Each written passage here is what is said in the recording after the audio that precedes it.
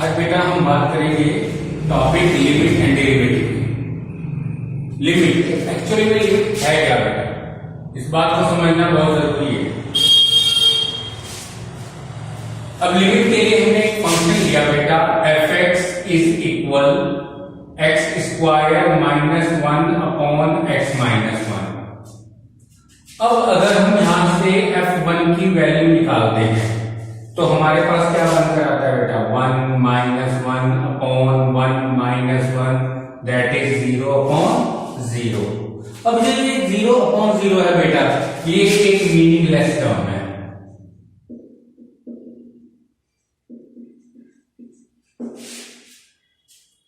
Zero upon 0 जो है हमारे पास एक मीनिंगलेस टर्म है। तो इसका मतलब क्या हो गया कि एट एक्स इक्वल 1 पर ये फंक्शन हमारा डिफाइंड नहीं है, यानी कोई हमें फिक्स वैल्यू नहीं दे रहा है एट एक्स इक्वल 1 पर। लेकिन अगर हम क्या करें, इस एफ एक्स के फैक्टर कर दें, यानी आपने कहा x minus 1 x plus 1 upon x minus 1, x minus 1 से x माइनस 1 कैंसिल, तो आपके पास क्या आ गया, x प्लस 1। लेकिन ये x प्लस 1 तब है जब x नॉट इक्वल 1 है। क्यों? क्योंकि x इक्वल 1 पर तो फंक्शन डिफाइंड ही नहीं है। x इक्वल 1 पर तो फंक्शन की वैल्यू जो मीनिंगलेस आ रही है। तो ये फंक्शन की वैल्यू x प्लस 1 कब है, जब x नॉट इक्वल 1 है। ठीक, अब देखो हम, लेकिन हमें तो इस फंक्शन की वैल्यू निकालनी है कि फंक्शन की वैल्यू होगी क्या। देखिए उसके लिए क्या करते हैं, हम एक टेबल बनाते हैं। टेबल क्या करती है, देखिए हमने क्या किया, यहां पर x की वैल्यू रखी, यहां पर fx की वैल्यू रखी। सिमिलरली यहां हमने यही काम किया। अब हमने क्या किया, अब देखो हमें x नॉट इक्वल 1 है, यानी x 1 नहीं है, तब हम इस फंक्शन की वैल्यू निकाल पा रहे हैं। अब हमको हमें तो वैल्यू चाहिए कि x इक्वल 1 पर क्या होने वाली है, या x अगर 1 के बिल्कुल नियरेस्ट है तब क्या होने वाला है। तो हमने क्या करना शुरू किया, हमने x की नियरेस्ट वैल्यू यहां पर पुट करनी शुरू की। अब x के इक्वल 1 के नियरेस्ट अगर हम वैल्यू रखें तो वो क्या हो सकती है, 0.9 हो सकती है। अब 0.9 रखा तो fx की वैल्यू क्या बनी, 1.9। यानी अगर 0.9 रखते हैं हम तो हमें fx की वैल्यू क्या मिलती है, 1.9 मिलती है। हमने थोड़ा और वैल्यू को बढ़ाया, 0.99 किया तो रिजल्ट आ गया 1.99। हमने और थोड़ा नजदीक गए 1 के, तो रिजल्ट क्या बना, 999। इस तरीके से हम आगे बढ़ते चले गए और 1.999 एंड सो ऑन, तो रिजल्ट क्या मिला, 1.999 एंड सो ऑन। देखो हम क्या कर रहे हैं, हम x को 1 ही पुट कर रहे हैं, हम 1 की नियरेस्ट वैल्यू पुट कर रहे हैं, हम 1 के नियरेस्ट जा रहे हैं। ये x की जो वैल्यू है 1 को अप्रोच कर रही है, तो fx की वैल्यू किसको अप्रोच कर रही है बेटे, 2 को अप्रोच कर रही है। ये हमने वैल्यू ली फ्रॉम लेफ्ट हैंड साइड। अगर हम 1 की राइट हैंड साइड से वैल्यू उठाएं, मान लो मैंने वैल्यू उठाई 1.1, तो रिजल्ट क्या आएगा यहां, 2.1। हमने वैल्यू को और छोटा किया, यानी कि 1 के नियरेस्ट का है, छोटा करने का मतलब है, तो 2.01। हमने वैल्यू को और थोड़ा कम किया तो रिजल्ट 2.001। इस तरह से हम आगे चलते गए और हमने वैल्यू को 0.000 अप टू 1, 2.00 अप टू 1। तो हमने दोनों ही केसेस में हमने एक केस को ऑब्जर्व किया, और क्या ऑब्जर्व किया कि जैसे जैसे x की वैल्यू 1 को अप्रोच कर रही है, वैसे वैसे ही fx की वैल्यू 2 को अप्रोच कर रही है। लेकिन 2 नहीं बन रही है, इक्वल 2 नहीं हो रही है, बस 2 के नियरेस्ट जा रही है। ठीक है, तो इसका मतलब हम कह सकते हैं कि as x approaches to 1 then fx approaches to 2 but not equal to। As x approaches to 1 या as x tends to 1, the value of fx approaches to 2 but not equal to। So it means the value of the function या the limit of this function at x equal 1 is equal 2, but not equal to, just approaches to 2. So we can say that in general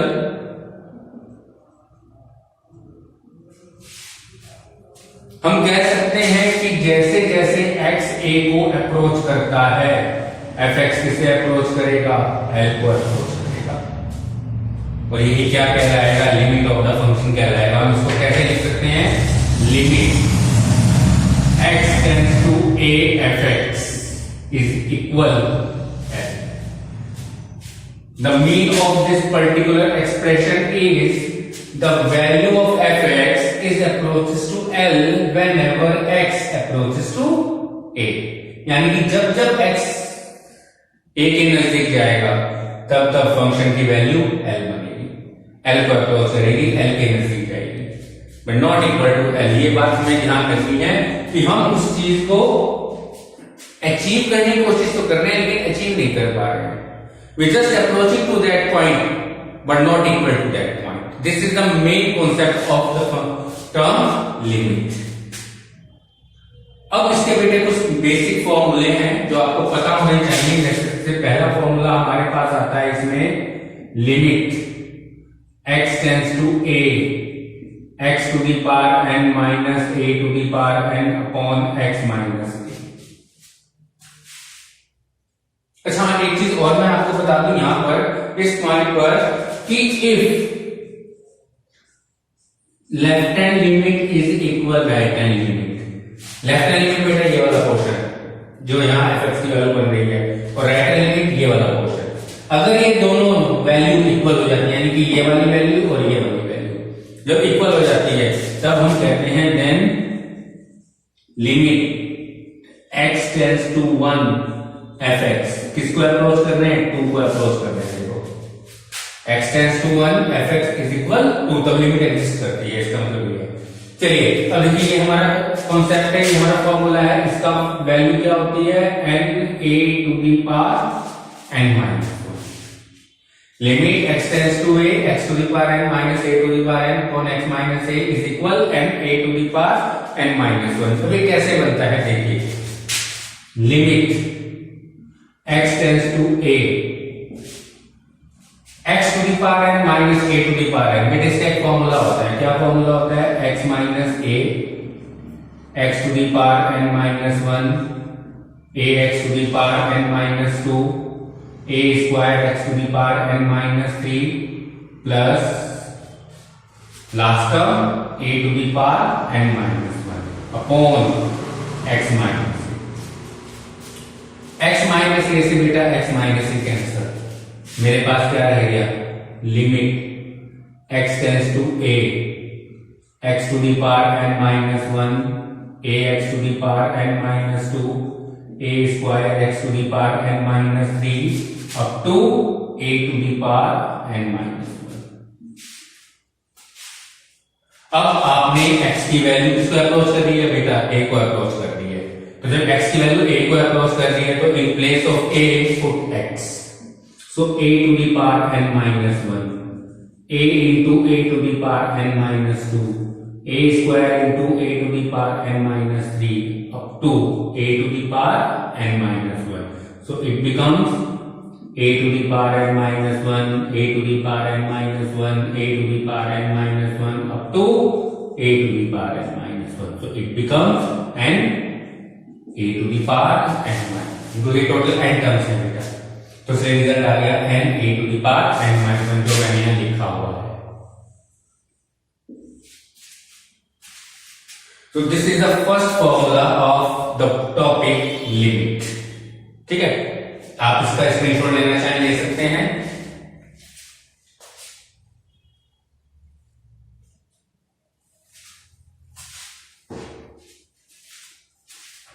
चलिए बेटे आगे बढ़ते हैं।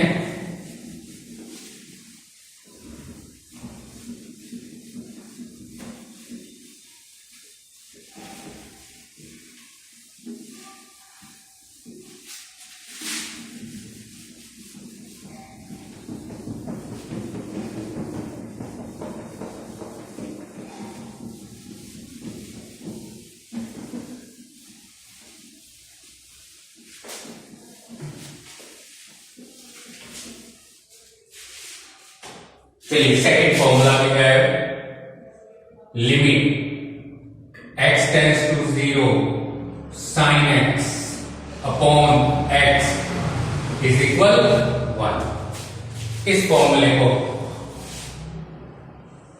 हमें proof करना है। Limit x tends to 0 sin x upon x is equal 1। तो कैसे करेंगे देखिए, limit x tends to 0 sin x upon x, limit x tends to 0। बेटा sin x का एक फॉर्मूला होता है हमारे पास, क्या फॉर्मूला होता है, 1 plus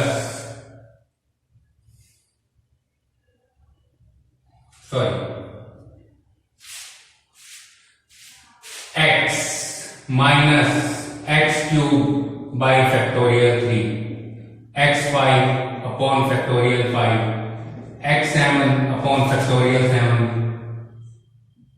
and so on upon x। अब आपने क्या किया, x कॉमन ले लिया बेटा आपने। जब x कॉमन लोगे तो ये क्या रह जाएगा, 1 minus x square upon factorial 3, x4 upon factorial 5, x7 upon factorial 7 and so on. और ये x आपने कॉमन लिया हो, इस x से कैंसिल हो गया, तो आपके पास केवल ये टर्म है। और यहां से ये देखिए, जब आप लिमिट अप्लाई करेंगे तो देखो x y जो टर्म है सब 0 हो गई, तो मेरे पास क्या रह गया, 1। तो limit sin x tends to 0 sin x upon x is equal 1 बन गया आपके पास। सिमिलरली बेटे हमारे पास है limit x tends to 0 1 minus cos x upon x square. अब इसकी वैल्यू बेटा आपने निकालनी है, चलिए निकालते हैं। क्या बनेगा, limit x tends to 0 1 minus, अब इसका फॉर्मूला क्या होता है बेटा, cos x का, जैसे sin x का फॉर्मूला होता है वैसे cos x का फॉर्मूला होता है 1 minus x square upon factorial 2, x4 upon factorial 4, x6 upon factorial 6 and so on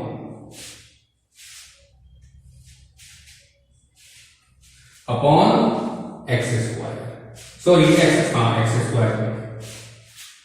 अब देखिए बेटा, इस 1 से ये 1 कैंसिल, मेरे पास क्या रह गया, limit x tends to 0, x square आप कॉमन ले सकते हैं, आपने एक्स स्क्वायर कॉमन ले लिया, आपके पास क्या रह गया, 1/2 minus x square upon factorial 4 plus x6 upon factorial 6 and so on. Sorry, आपने एक्स स्क्वायर कॉमन लिया हुआ है, तो x4 upon x square, x square से एक्स स्क्वायर कैंसिल, x को 0 पुट करो तो 0, आपके पास क्या रह गया, केवल 1 अपॉन फैक्टोरियल 2 दैट इज 1/2। तो आप इस फॉर्मूले को यूज कर सकते हैं, limit x tends to 0 1 minus cos x upon x is equal 1 upon 2। ये बेटा आपका फॉर्मूला हो गया। ऐसे ही कुछ और फॉर्मूले हैं, जैसे आपके पास फॉर्मूला है limit x tends to 0 e to the power x minus 1 upon x, इसकी वैल्यू भी बेटा बता देखिए कैसे, limit x tends to 0 e to the power x minus 1 upon x is equal, किसके equal, limit x tends to 0 e to the power x किसके equal होगा बेटा, 1 plus x square upon factorial 2 x cube upon factorial 3 and so on, last में -1 upon x। ठीक है बेटे, 1 से 1 cancel. अब आपने x कॉमन ले लिया है, तो x कॉमन लिया तो आपके पास क्या रह गया, 1 x upon factorial 2 x square upon factorial 3 and so on upon x। इस x से ये x कैंसिल। अब जब आप लिमिट अप्लाई करेंगे तो रिजल्ट क्या आ जाएगा, 1 आ जाएगा। यही बात आपने प्रूव करनी थी। तो इस तरीके से हमारे कुछ फॉर्मूले हैं जिनको हम डायरेक्ट यूज करेंगे। अब देखिए अभी हमने एक टर्म बताई थी आपको, मीनिंगलेस टर्म, ठीक है ना। तो मीनिंगलेस टर्म का जो नेम है वो सही मायने में उसको क्या बोलते हैं, इंडिटर्मिनेट टर्म्स।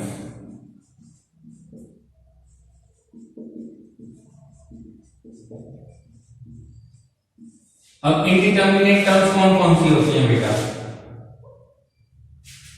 इंडिटर्मिनेट टर्म्स होती है हमारे पास 0 upon 0, infinity upon infinity, infinity minus infinity, फिर ये आ गया आपके पास infinity to the power infinity, 1 to the power infinity, ठीक है। फिर 0 टू द पावर इंफिनिटी,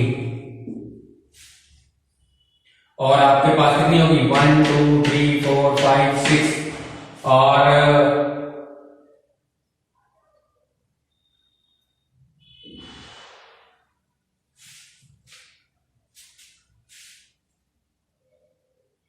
2 और होगी बेटा, ठीक है। बता दूंगा मैं अभी नेक्स्ट सेशन में। तो ये हमारे पास इंडिटर्मिनेट टर्म्स होती हैं। जब इस तरह की टर्म्स आती हैं हमारे पास लिमिट में, तब वो हम उस फंक्शन की लिमिट फाइंड आउट नहीं कर सकते, तब फिर हमें फंक्शन को रीडिफाइन करना पड़ता है। जैसे हमने यहाँ किया, जैसे हमने यहाँ किया, यहाँ किया, आप कैसे किया देखो, sine x upon x, x को आप 0 रखो हैं तो क्या बनेगा, साइन 0 0 अपॉन 0 0 अपॉन 0। सिमिलरली ये भी 0 अपॉन 0 फॉर्म है, ये भी 0 अपॉन 0 फॉर्म है। तो ये सब हमारी जो फॉर्म्स हैं, इन फॉर्म्स में जब क्वेश्चन होता है तो उसको हमें कोई फंक्शन को रीडिफाइन करना पड़ता है। और रीडिफाइन करने के हमारे पास 2-3 मेथड है। जैसे पहला मेथड है हमारे पास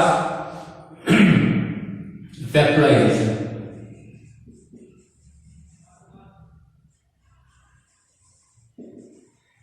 दूसरा मेथड है रेशनलाइजेशन,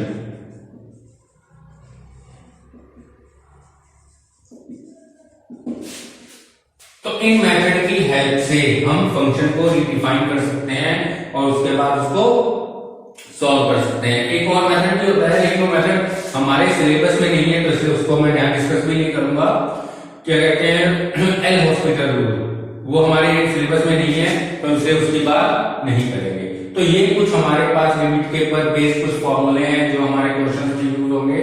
और इसके अलावा ये हमारे पास दो मेथड है, फैक्टराइजेशन और रेशनलाइजेशन, जिसकी हेल्प से हम क्वेश्चन कर सकते हैं। और आपने देखा होगा कि जब मैंने लिमिट का कॉन्सेप्ट आपको समझाया तो शुरुआत मैंने इस मेथड से की।